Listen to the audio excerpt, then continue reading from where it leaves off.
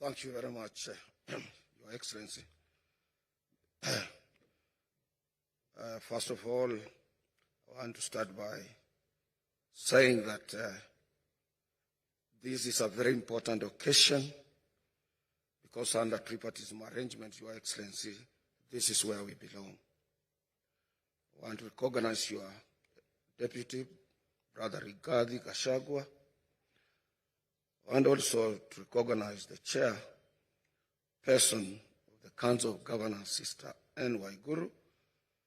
I want to also to recognize our Minister for Defense, Adan Duale, who is here with us, and my own sister, Florence Bore, who is in charge of this very important ministry of labor and social protection, with our two respective PSS, representatives of UN agencies, and other cooperating partners.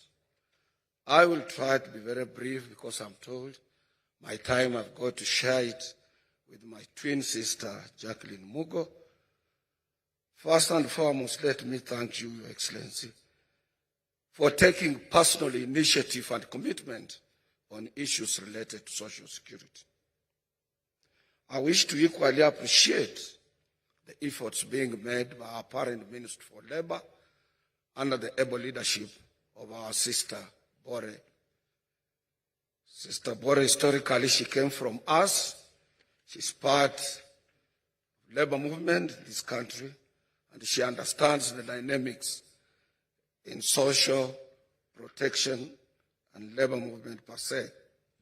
The Central Organization of Trade Unions, being the only national labor center in this country, we support the government in this initiative, and for us to realize the adoption of the roadmap towards universal social protection for a socially just future for all Kenyans, we must work together. We have no escape route. That is the only route towards realization of total coverage on universal social protection, which is very important. Let me refer you all to the World Social Protection Report 2020 to 2022 on social protection as the crossroads in pursuit of a better future, which indicated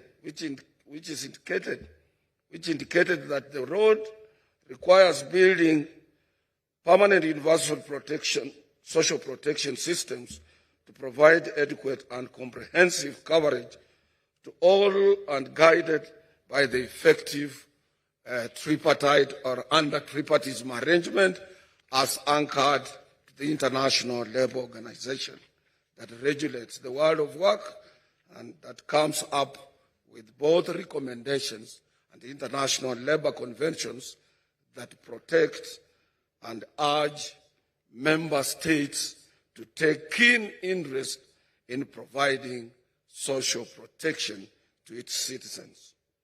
Indeed, these are efforts essentially for preventing poverty and inequality, as well as addressing current challenges, in particularly those facing old age, like where I'm going, because I'm one and part of Kenya's senior citizens.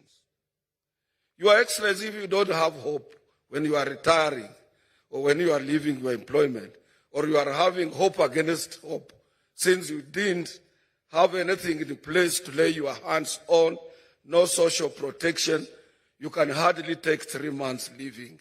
The next place of where you will end up is in the grave. I want to thank you, Your Excellency. In your inaugural speech, you included issues related to social protection of Kenyans.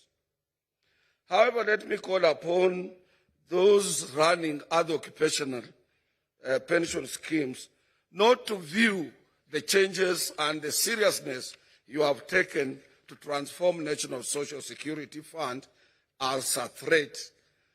This is a compliment, and I would urge them also, and I would urge planners and policy makers to come up with a policy that can condense all social security pension schemes into one large insurance scheme that can cover everybody. I don't want to go further. I want only to finish by saying that the International Labour Organization under Convention 102 of 1952 sets out the minimum standards for the provision of social security, just as the Constitution of Kenya 2010 under Article 43 on economic and social rights provides that every Kenyan citizen is entitled to pension and social security. I want to end there because I'm sharing my time with my twin sister, Jacqueline Mugo, by saying that, Your Excellency, your Hustlers Fund must be supported. Because if it succeeds, this will be a study case for so many countries, where the lowly placed people can just pick up a telephone and get a loan.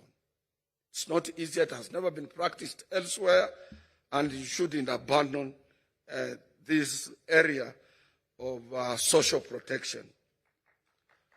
And as I end up, I want to take this brief opportunity, Your Excellency, for having taken deliberate, very deliberate decision to provide us, workers, employers, and those people who are in various businesses, including platform economy, to give us what we call industrial peace. We have hope now, and that initiative must not go unsupported. We thank you for that. Thank you very much for listening for me. I invite my twin sister, Sister Jacqueline Mugo.